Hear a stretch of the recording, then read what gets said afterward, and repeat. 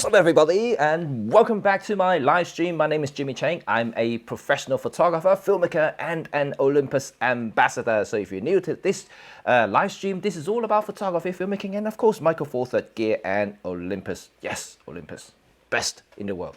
Anyway, and welcome back to my live stream. And of course, I have something to talk about today, and it's going to be interesting, hopefully, to you guys, because it has and always been a topic of debate whether you need luck in photography, or whichever way is more important or critical, skills or luck. So it's going to be very, very interesting.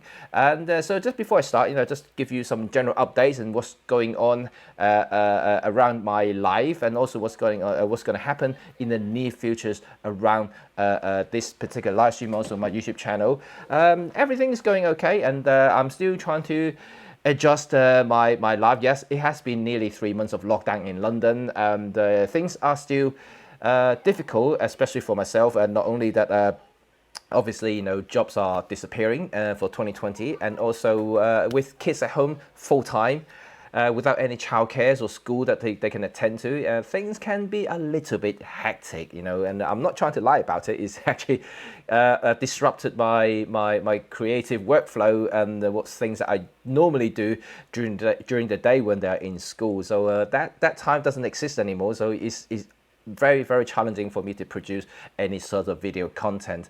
That has continued, and then unfortunately, I don't know when that would improve, and I just have to somehow find a way to produce videos while they are at home. And so you may hear kids screaming and shouting and talking in the background, but it's all good. Hopefully that this reflects myself as a real human being, like most people out there. I'm not really a celebrity. I don't have a professional helper to look after them in the house, and it's going to be always a challenge when you have a young family. So good morning, Chris. Hey, just finished work. It's excellent. Fantastic. How are you, Chris? And I hope you guys are okay. And obviously my friend Chris from Hong Kong, and I'm from Hong Kong originally. And you probably have all heard about what's going on in Hong Kong as well. And but I'm, for whatever streaming I do, I try to be as much as politically neutral. So I don't want to talk about politics too much. But yes, there is something going on. If you want to check it out, I'm pretty sure you can Google what is happening in Hong Kong. Pretty sure things are popping out all over the place. Anyway, so let's go back to today's topic, which is going to be fun, because I think a lot of you guys may agree or disagree, because I have to say it's 50-50, right? The topic today is luck versus skills in photography.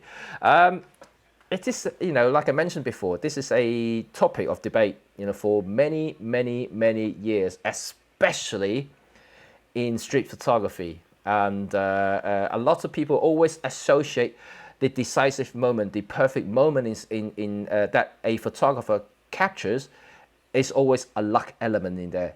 And I have to disagree and agree at the same time, simply because it's always difficult to judge, what is exactly going on in the frame, because when you see the photos, it's already passed, and you're not there to witness what exactly go on.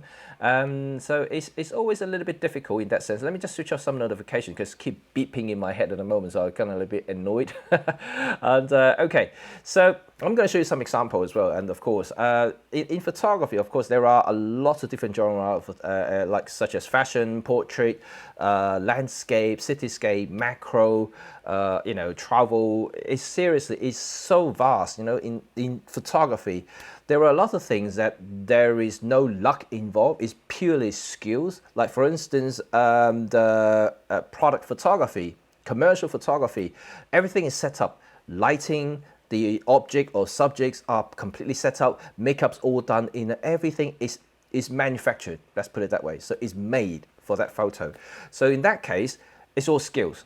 Whether it's going to be photography skills, lighting skills, acting skill from the model, whether it's going to be makeup skill from the makeup artists who do something to the models, it's all skills, 100% skills.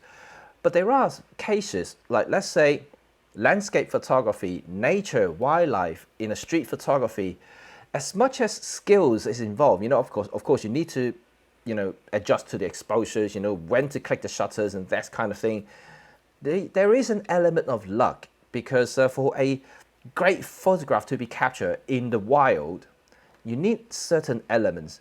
Now, okay, you can judge exposure as a photographer. You can set the shutter speed, the ISO, the aperture, whatever, to make sure the exposure is to what you like in the final outcome. But the textures, when I say textures, like the foreground interest, the cloud formation, and the sky, and that all these are luck, I guess. You cannot predict weather. That's like for an example. That is a very difficult thing to do. That's why I always say to a lot of people, who are pumping out photos day after day after day, like for street photography and things like that. Oh, we've got great photo. I could barely agree to the amount of quantity these people are pumping out, and if you look at a lot of the great masters in the past, how many photographs they actually consider great and to be included in their books, and then not many. I think as a photographer, you should be more selective about what you want to post and what you consider as a great photograph, because that really reflects on you as a photographer. You can be selective, don't overdo yourself and don't over post anything that you like online, because I don't think that classify as being great.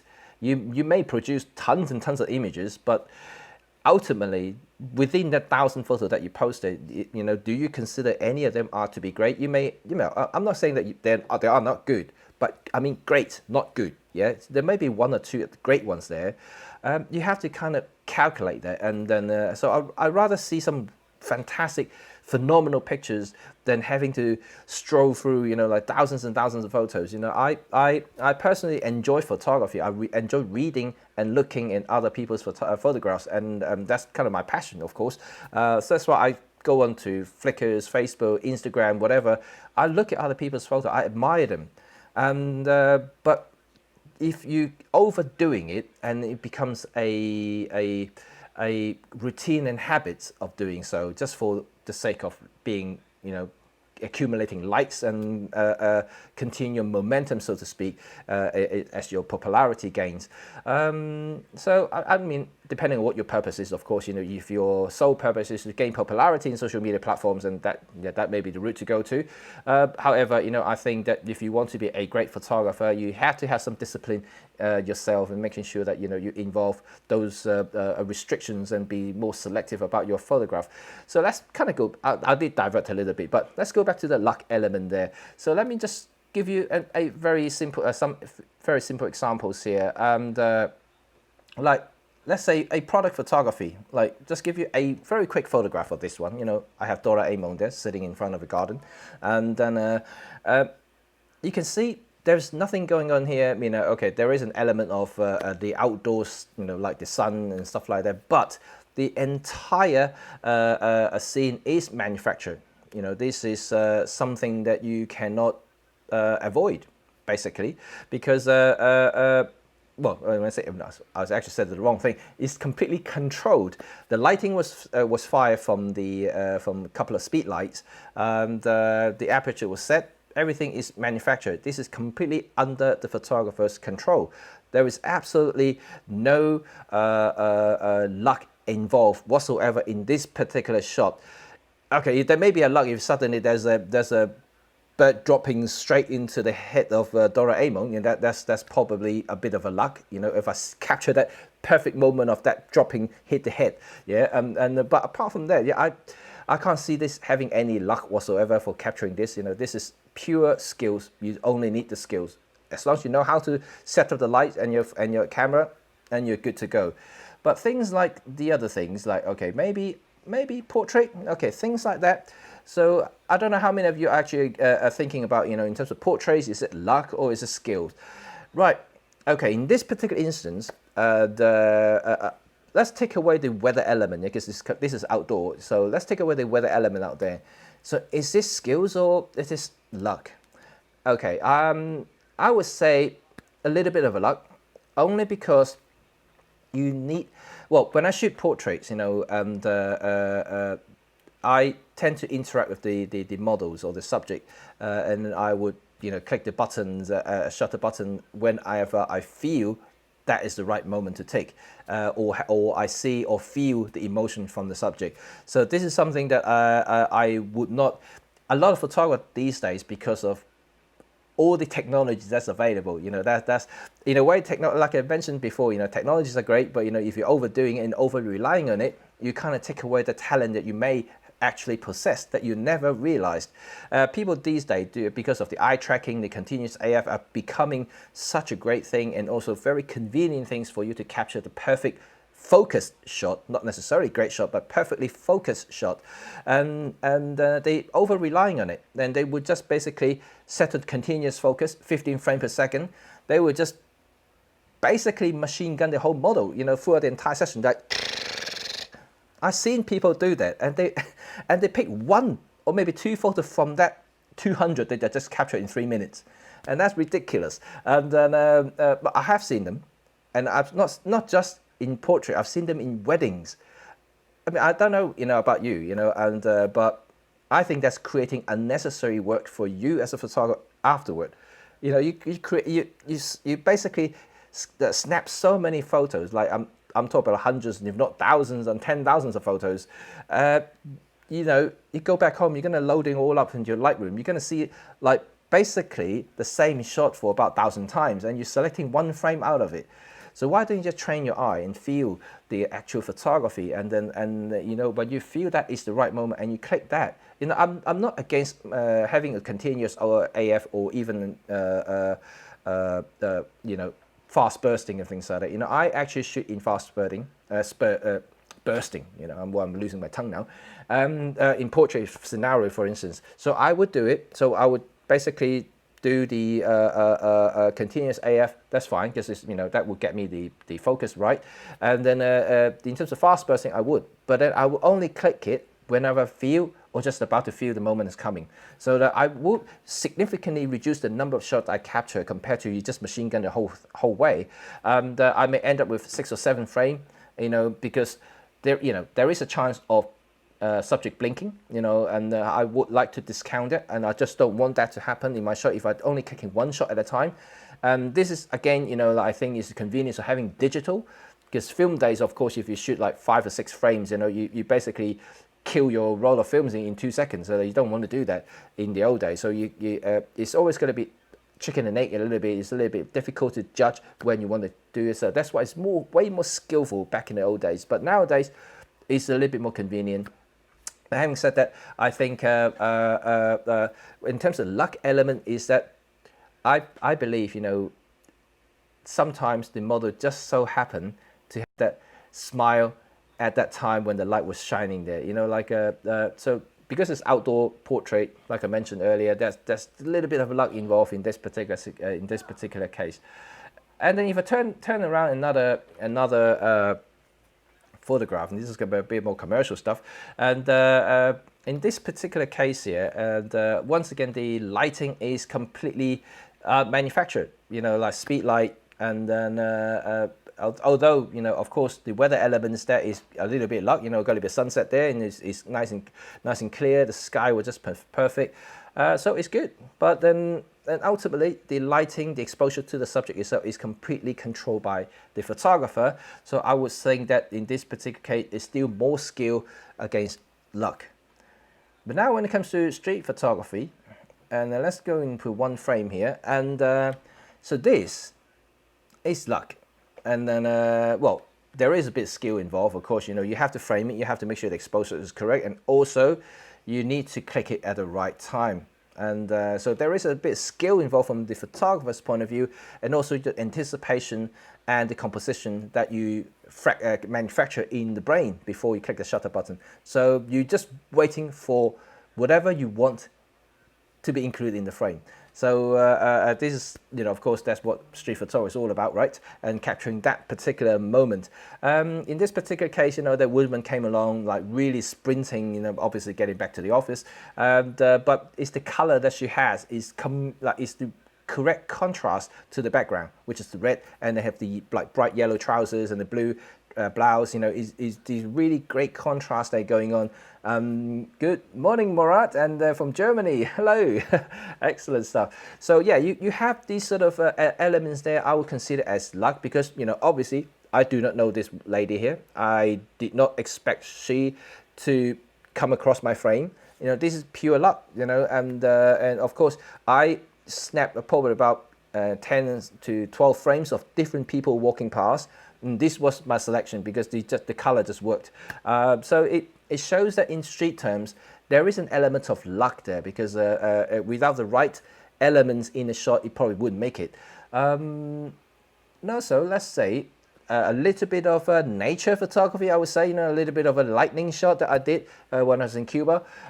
So this is, once again, I think is probably a bit of both. You need to have the skill sets. Actually, having said that, probably more luck than skill set because I did capture this using live composite on the Olympus camera because Olympus live composite is great, and it really is something that allows photographers to do a lot of creative stuff that previously would be very, very difficult unless you are a pro and have a lot of experience in doing this type of photograph.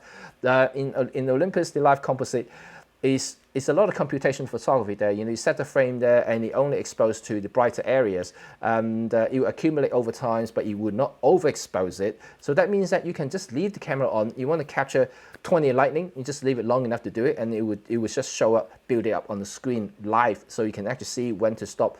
And when the frame, if you feel that there's enough lightning going on there, then just stop it. So it's a very simple, very easy shot to achieve with an Olympus camera. And it's not something I've seen in other cameras like the Canon, Nikon, Fuji. They don't have these sort of features, but this is actually fantastic. But going back to the luck thing, and of course I did not expect this to happen. This is pure luck, and I didn't know, of course, I didn't know when the lightning is going to strike. That's also luck. So I have the frame, of course, on tripod, because, this sort of photography, you would need a tripod. So I put it on the tripod, placing the frame there, looking at the vast sky there. Just have a little bit of foreground interest from the square, and some white building there. Got the light being lit by the neon signs from across the road. So everything is kind of lit up quite nicely, and I just waited for the lightning to appear because I saw the storm is coming. So I was just waiting for it to happen. Of course, it might not have happened because it's completely coincident that lightning did strike to the building on the left, and also you see one from the far end of the sky, and some in between the clouds. So it's kind of cool, right? And this sort of thing. And in the UK, of course, we got light pollution and things like this. This sort of shot would be a lot more difficult to do. But anyway, so definitely a little bit of luck there. And then if without the correct moment, this shot would not exist anyway. So a bit of a fun thing, of course. But I say that we get a thunderstorm this evening. Hope to get my first live composite lightning shot today. Excellent. Well, let's see if we can get something similar. And it is really, really fun because if you haven't tried it before, it's fantastic. It's a really fun thing to do, and you will love it. You will love it. And just try it. It doesn't matter if you don't succeed. But of course, you need the lightning appear on the screen as well, right? And it's all fun. It's all fun. Okay, and also let's go back to a little bit of street now. So this particular shot here, you can see I use an ultra wide angle and do it low down. And in this particular case, is it manufactured or is it a luck element there? I would say a little bit of luck again, only because if you look at this segment, I did have a permission from the lady to photograph the dogs, and so I did go up to her and ask her whether I could take some photograph of them because that's pretty cool. So I kneel down with my wide angle lens, get really close to the dogs. So in a sense, it may not have worked, this shot, if the dog was looking into the camera. I think it actually makes more drama, more dramatic when both dogs were actually looking away at the camera, and so was the woman's crossing her arms and I mean putting her arm on the waist. It made the shot look more interesting than it would be if the two dogs are actually looking into the camera. So because you can't control the dog, you can ask the dog to look away and looking at me and things like that. You can maybe capture their attention by shouting their names, but in this particular case, I just kneel down, just take the photos, and click it at that moment. I did 3 frames. I remember this. I had 3 frames, and this one was the one that I chose because there was one, the dog on the left actually looking at my direction, not necessarily to the camera, but probably somewhere behind me or something. And so I choose this particular one when they're both looking away because they're just more consistent looking. Yeah, it just worked. So this in this case, maybe a little bit of luck. But then maybe also timing as well. You just have to wait long enough to making sure that they both look in the same way. I guess it can be argued both ways, but there is certainly a little bit of luck involved in here. And finally, this one here, right?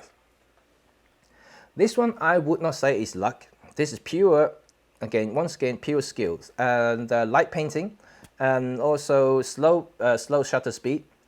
I have the key light from the speed light on top of my camera and shot directly into the guests who are dancing on the dance floor.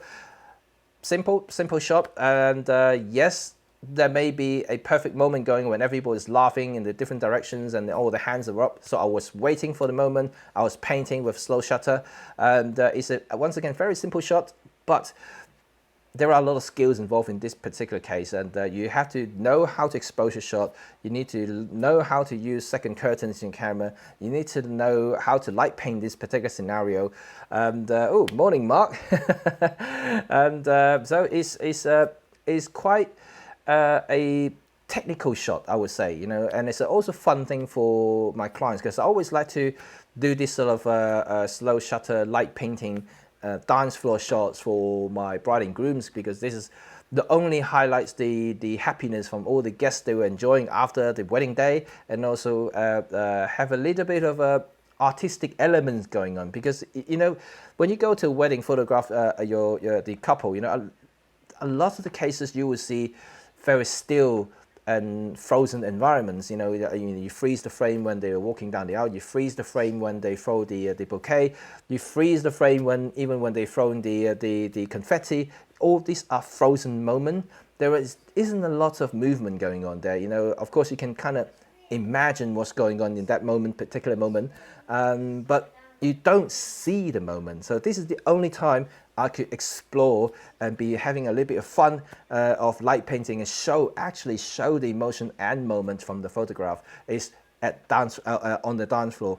And yeah, it was actually very interesting time for me. I always like to just create all kinds of crazy light painting on the dance floor. I dance with the people as well. You can kind of imagine how close I am. You can see the hand on the left-hand side of the frame there. I was literally like within a feet distance among the guests. I'm always on the dance floor. I'm actually dancing with them, and that's part of me creating the movement myself, and also they feel more comfortable and get close to me without having to feel a little bit more intimidated.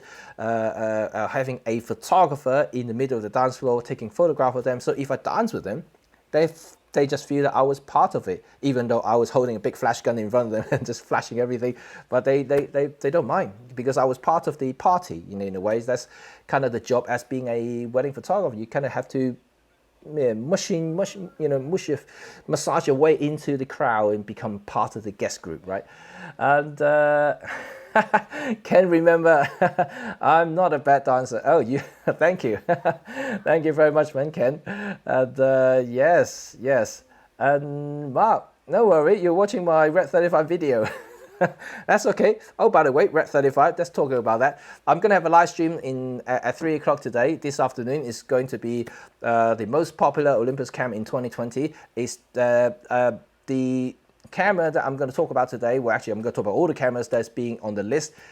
Is actually voted by you. So, like, I'm going to use the the number of votes that you guys have put it into my community poll to reflect the results in the live discussion this afternoon at 3 p.m. Remember to go into my YouTube channel, Red35 Photography, and yeah, if you want to set a reminder, click on the bell notification and set a reminder, and that's it. You will be there today at 3 p.m. London time. So yeah, we're going to have a fun discussion about all this camera here, and I'm also going to show you a little bit of a cool stuff as well, because I'm going to do a live stream outdoor.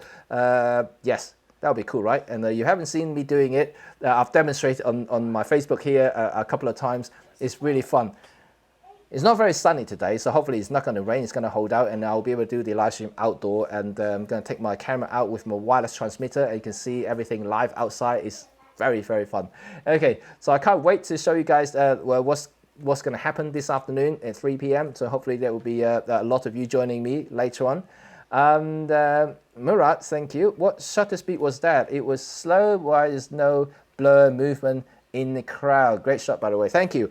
Well, this is technical, right? I did talk about skills, so this is definitely skills involved here. The shutter speed is very slow. I would say I can't remember, because obviously lighting condition can change from time to time depending on the venue. But in this particular case, the shutter speed was, I would guess, about between half a second to a quarter of a second. And then sometime it could be as slow as 1 second, because depending on how dim the actual situation is, and I'll adjust the flash accordingly. And sometimes you need more power, sometimes you need less power. And the flash that I use is to freeze the frame. So what you see here is a second curtain capture. So I'm hoping you understand what first and second curtain is in flash photography. So if you have a first curtain flash photography, means that okay, let's say you have a slow shutter capture. Yeah, let's say half a second or 1 second. When you open up the shutter, the first one, so you flash. This is what first curtain flash photography. So when you do that, you freeze the first frame, but because your shutter is actually stay open for 1 whole second, so you're still going to absorb light. So that means you're going to freeze the frame. You're going to see movement afterward, if you know what that means. Yeah, and then so you are going to have light trail in that case, and then you're going to have a little bit of blur things going in the faces and things like that, because you did, although you freeze the very first instance when the first curtain opens, but because you continue letting the light in, and subsequently any other lights that may have been absorbed and reflected through the subject's faces will continue to move and continue to be captured by the camera sensor, and that will result in blur shots. Kind of motion shots, actually, motion blur. But if you have a second curtain, in contrast, the flash is not going to fire until the moment when the shutter just about to close. So that is important, because you are actually freezing the last moment of the shot. So that means that you can completely eliminate what I just talked about, you know, the movement trail and the light trail when you are actually letting more light into the sensor by keeping the shutter open for that duration. So even if you have a 1 second shot, but instead of having a first curtain, you have a second curtain, you are closing right at the last second, so last moment, and the flash also fire at that moment as well. So this is what happened here. So you can see everything's sharp because I have second curtain enabled, and that's what allow you to do shots like this. It's not difficult, but you have to do a little bit of trial and error, and to make sure that your exposure is correct. Otherwise, you may be firing too much power there, and subsequently you will overkill the shot by the ambience and everything like that. So by having a little bit of a slow shutters, that means that you can move the camera a little bit, and then you can create this sort of light painting effect from the top of the frame here. Good afternoon, Barana.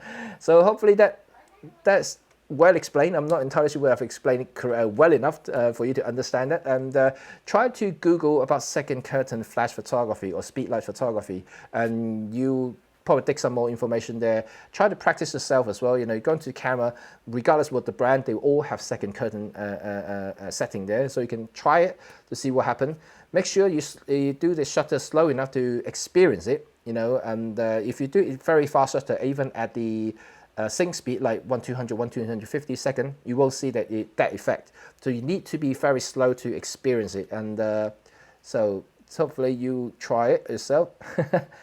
Something I have to try in the Godox. Yes, Godox has this as well, but it's not about the Godox. You know, it's actually the camera. The camera has to be in second curtain mode because the actually, it depends. Some flashes, some speed light will have that feature enabled, so you can actually enable the speed light to have a second curtain. It's depending on brands, and so you just have to try it yourself to see which one suits your particular operations, depending on what sort of camera, what sort of brand of the speed light and whatever. You know, there's this whole bunch of things there, but it's called second curtain photography. Try to look up on the menu where the Godox supports second curtain. If it does have a dedicated mode for it, select that just to try it out to see if it works. If not, the camera itself can be set to second curtain, and because it will tell the signal, it will send a signal to the speed light to fire when the curtain just about to close. So this is something you can adjust either on camera or on the flash. Sometimes if it's same brand, you can probably adjust either way. It will work the same way. So hopefully that is something to inspire you to do something slightly different. But it is fun. It is fun. You can do this kind of thing. You can do on the dance floor to create a lot of movement there, a lot of emotion. Like I said, this is the time when in the wedding that I feel actually the most fun for me, and because I can be truly creative about painting the whole scene, capturing people who are genuinely actually laughing their hearts out, you know, on the dance floor and things like that, getting sweaty and things. I think it's cool. It's pretty awesome, right? Cool stuff. So let's see. So this is about right now. It's about half an hour time. This is my live stream today. So yeah, what do you guys think about luck and skills in photography? Like I mentioned, there are a lot of things that are pure luck. There are a lot of things that is pure skills. Like this particular shot is definitely skills involved.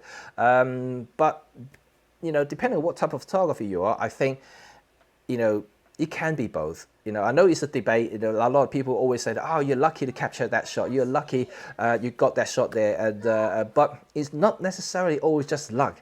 You know, the photographer bear a lot of responsibility, even though that in today's digital camera has a lot of really advanced features, including AI stuff, computational photography. Everything is really coming into the modern digital cameras that didn't exist, like, even I would say as close as 5 years ago.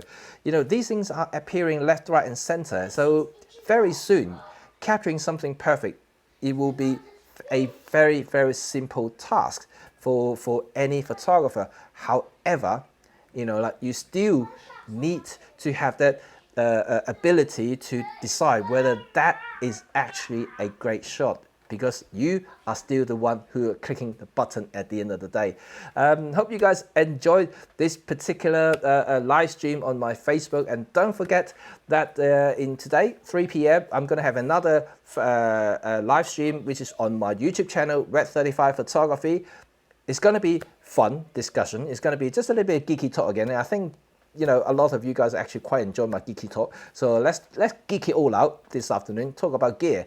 I did make a poll on my YouTube community page about the most popular Olympus camera in 2020. So the list I have it there is the current selection that you can buy from the Olympus lineup, and I just want to see which one you have or you want to have, and I will, based on the number of votes that is already there, and to declare which one is the most popular, and then we're going to go through the list entirely. So that's going to be a interesting discussion there. It's going to be all geeks going to be out there talking about it. I already received well over 500 votes already, so which is a fantastic outcome. So I'm really happy about that. So I can't wait to start talking. Remember to bring your coffee, and then sit down and join in the discussion. Thank you, guys. And oh, I got a couple of more comments just before I end. Let's answer a couple of people here. The old maxim is that more skill brings more luck, and same thing as Chris said, the same thing. The more you shoot, the more luckier you get. You know why? Because the more you shoot, the more experienced you become. The more you can observe and understand the situations, and luck is something that sometimes you can see or sometimes you miss. But if you are becoming more skillful and more experienced in photography, you would definitely, have the ability and understand and appreciate that particular moment. So sometimes, if something really great happened, if you're not a photographer, if you're not someone who appreciates photography, you may not actually appreciate that moment, and that could actually be the moment of life. You just miss it. So I would say yes. The more you shoot, the more lucky you get, and that is actually a very, very true statement there. But the reason behind it, because the more you shoot, the more experienced you become, and the more appreciative you become in photography, and also the moment on its own. Excellent stuff. So I'll see you all at 3 p.m. this afternoon. If you're all going to be there, if not, then I will see you guys tomorrow once again between 11 and 11:30 a.m. London time, of course. I will see you all and have a lovely day, folks. And I'll see you all very, very soon. Bye for now.